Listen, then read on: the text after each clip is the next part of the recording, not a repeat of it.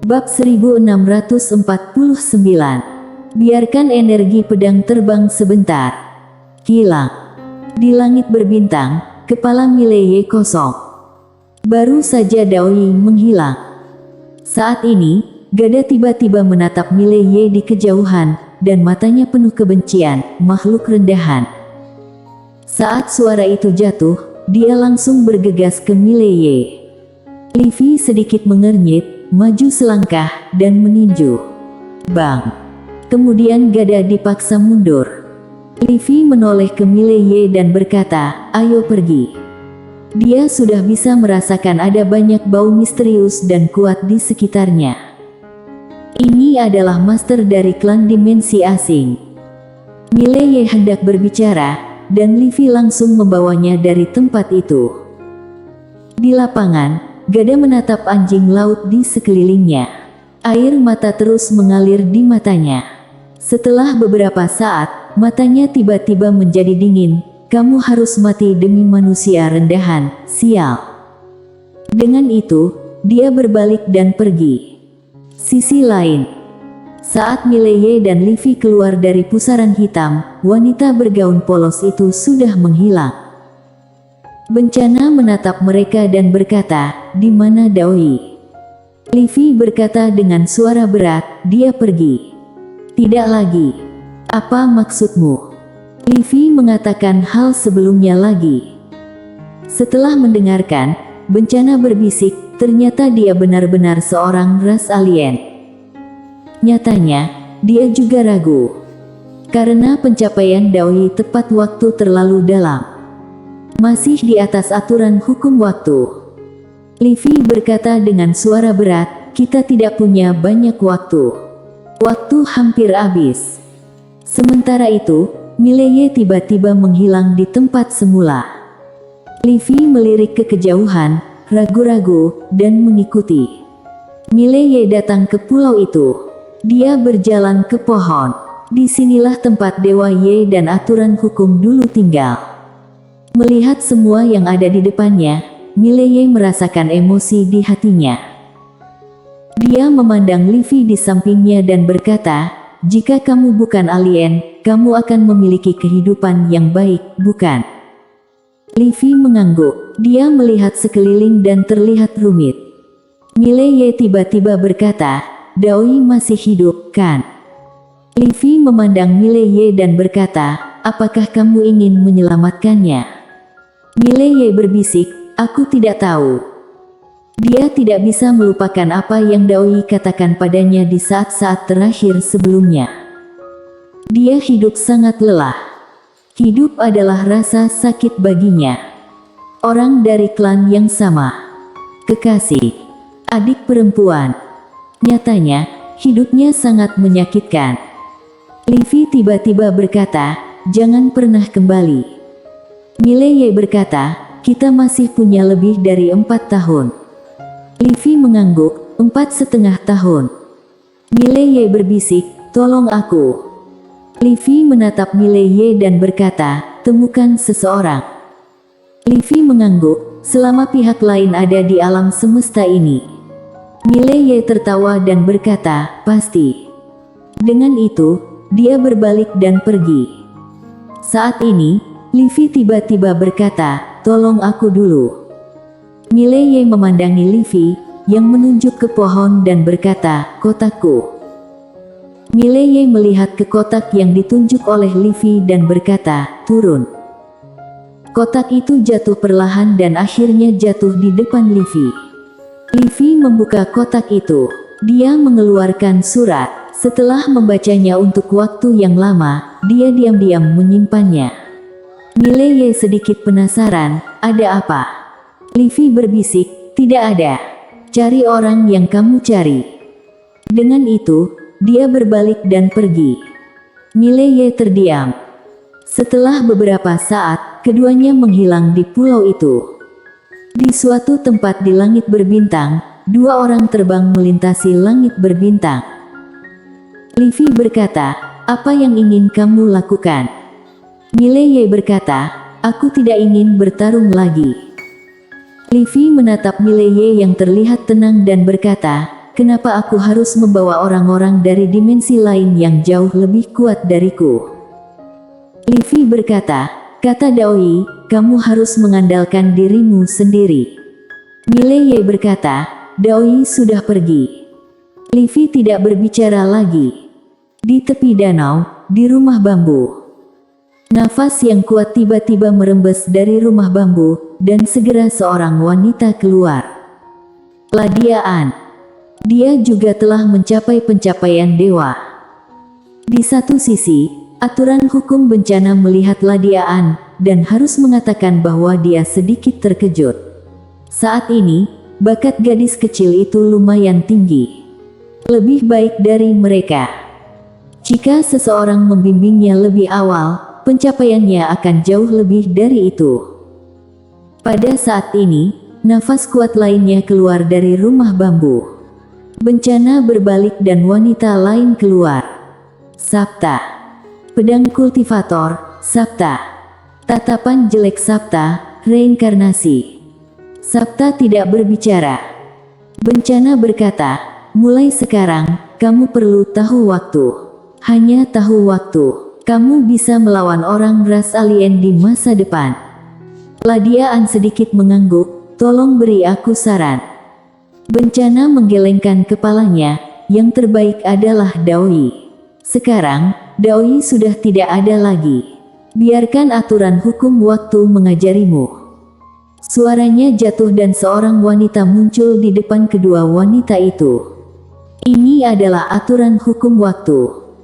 Aturan hukum waktu menatap kedua wanita itu dan berkata, pergilah. Dengan itu, dia langsung menghilang bersama kedua wanita itu, dan ketika dia muncul kembali, dia sudah berada di dimensi waktu. Aturan hukum waktu memandang kedua wanita itu dan berkata, ini adalah dimensi waktuku. Setiap orang memiliki dimensi waktunya masing-masing. Apa yang perlu kamu lakukan sekarang adalah memahami dimensi waktu ini, dan kemudian memiliki kemampuan untuk memotongnya. Selanjutnya, kedua wanita itu mulai mengikuti aturan hukum waktu. Suatu hari, seorang wanita tiba-tiba keluar dari paviliun. Saveramu. Saat Saveramu keluar, ruang hampa di sekitarnya langsung menjadi transparan. Puncak alam dewa alam terobos. Tidak hanya itu, kini pencapaiannya terhadap waktu jauh melampaui alam terobos dan alam dewa. Saveramu melihat ke ruang aneh di depannya dan tersenyum, apakah ini dimensi waktu? Dengan itu, dia melihat ke langit dan berbisik, waktu, ruang hampa, dimensi waktu didasarkan pada ruang hampa. Apakah mungkin menggabungkan keduanya? Berbicara tentang ini, dia tiba-tiba mengerutkan kening dan berkata, dimensi, apakah akan ada banyak dimensi ruang hampa dan waktu?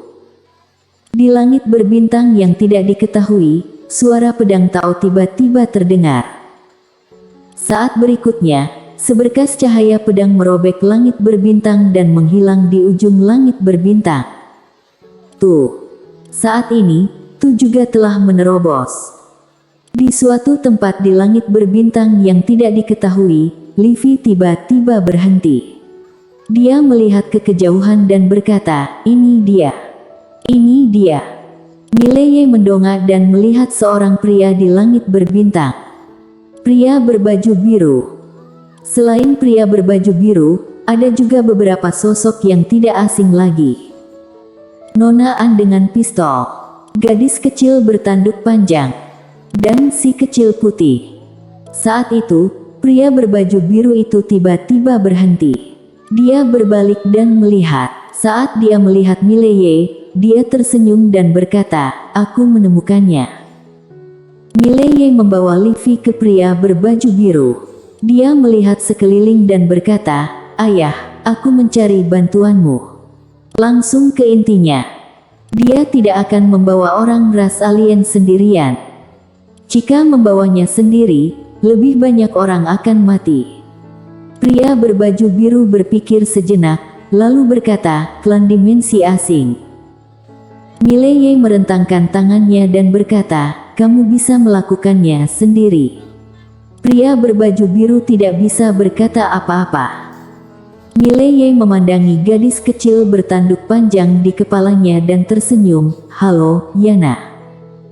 Yana melirik Mileye dan berkata, "Kudengar kamu agak sengsara. Benarkah?" Mileye cemberut. Saat ini, si kecil putih terbang ke Mileye. Dia menyeringai, lalu menepuk bahu Mileye dengan kaki kecilnya, lalu kembali ke bahu Yana. "Ini salam." Mileye memandang Katian dan berkata, "Bibian." Katian sedikit mengangguk. Mileye memandangi pria berbaju biru yang terdiam sesaat, dan berkata, "Apakah kamu selalu mengira aku berkeliaran sembarangan?" Mileye mengangguk, "Kupikir begitu." Pria berbaju biru itu tersenyum dan berkata, "Kamu jujur." Mileye berkata dengan suara yang dalam, "Ayah, aku tidak tahan dengan orang ras alien. Musuhnya agak kuat dan tidak normal. Jika alam fana normal, aku tidak akan mendatangimu." Pria berbaju biru berjalan mendekati Mileye. Dia menepuk bahu Mileye dan tersenyum, "Bawa kamu untuk melihat apa yang tidak normal." Dengan itu, dia berbalik dan pergi. Mileye ragu-ragu dan mengikuti. Sekelompok orang berjalan menuju kedalaman langit berbintang. Di tengah jalan, Yana tiba-tiba berkata, "Mile, aku akan mengantarmu ke dunia Bima Sakti." Mileye menatap Yana, "Dunia Bima Sakti." Yana mengangguk, menyenangkan. Si putih mengangguk setuju. Mileye hendak berbicara ketika ancaman tak terlihat tiba-tiba menyapu dari kedalaman bintang. Bang! Langit berbintang di sekitar langsung bergetar hebat, dan kemudian runtuh lapis demi lapis. Bukan hanya langit berbintang, tapi juga ruang hampa dan waktu. Melihat adegan ini, wajah Mileye tiba-tiba berubah. Apakah ada master seperti itu di dunia ini? Aturan hukum bencana juga penuh kekafiran. Bagaimana bisa ada tuan yang begitu kuat di dunia ini? Saat ini, pria berbaju biru dengan lembut melambaikan tangan kanannya, dan ancaman itu menghilang. Langit berbintang di sekitar kembali normal. Pada saat ini, seorang lelaki tua tiba-tiba muncul di depan semua orang. Pria tua itu mengenakan jubah abu-abu, dan rambutnya sangat panjang, dan hampir terseret ke pinggangnya. Matanya tertuju pada Mileye, dan matanya serakah. Mileye mengerutkan kening di mata lelaki tua itu. Ada yang salah dengan tampilan ini. Pada saat ini, lelaki tua itu menoleh ke Mileye dan berkata, "Teman, kamu telah melewati perbatasan." "Teman tahu." Mileye melirik lelaki tua itu, "Nama ini agak aneh." Pria berbaju biru menunjuk ke arah Mileye dan berkata sambil tersenyum, "Ini anakku." Ekspresi lelaki tua itu tenang, untung menjadi teman Tao, bisa melahirkan putra Taoisme. Tubuh Taoisme.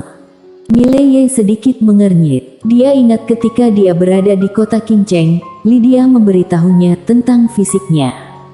Saat itu, Lydia berbicara tentang tubuh Taoisme. Namun kemudian, dia sendiri mengabaikan poin ini. Karena sepertinya tidak berguna. Fisik tidak memiliki garis darah atas. Pria berbaju biru tersenyum dan berkata, "Aku bukan orang yang tidak masuk akal, anakku juga cukup sulit, biarkan dia pergi, oke?"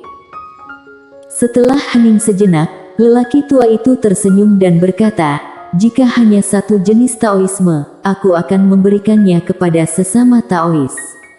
Sayangnya, dia memiliki 4 Taoisme khusus, bahkan orang-orang dari dimensi yang berbeda mengingini. Jadi, rekan Taois, aku tidak bisa menghormatimu kali ini. Suara itu jatuh, dan dia tiba-tiba menghilang di tempatnya. Saat lelaki tua itu menghilang, wajah Mileye berubah drastis. Dia hendak bergerak, tapi Livy bereaksi lebih cepat. Dia langsung memblokir Mileye dan memukul keluar. Orang tua itu tidak mengelak atau mengelak, dan juga memukulnya satu persatu. Bang! Livi mundur puluhan ribu kaki jauhnya, dan ketika dia hendak menyerang lagi, lelaki tua itu dan Mileye sudah menghilang. Melihat adegan ini, wajah Livi menjadi sangat jelek, seolah memikirkan sesuatu. Dia menoleh untuk melihat pria berbaju biru. "Apakah kamu tidak akan bergerak?" Pria berbaju biru tersenyum dan berkata, "Biarkan energi pedang terbang sebentar." Livi bersambung.